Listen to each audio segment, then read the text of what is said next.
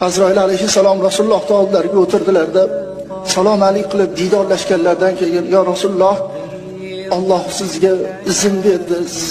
Sizni ruhingizni olgani meni jo'natdi. Izn bersangiz olar ekanman. Agar izn bermasangiz ziyorat qilib qaytaman dedilar. Men Robbimning huzuriga, mahbubimning huzuriga shoshilyapman. Oling dedilar.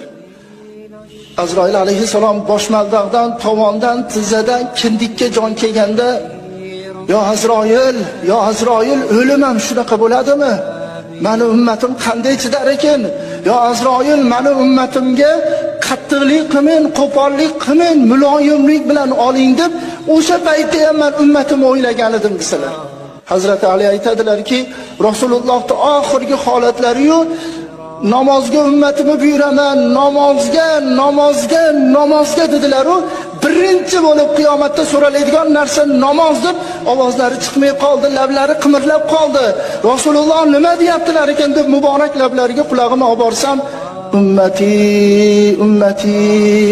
deyotgan ekanlar. Ey Alloh, meni payg'ambar qilding, menga ummat berding, shu ummatni qiyomat kunida shafaat qilishlikni menga bergin deb Rasululloh yig'layotgandilar dedilar.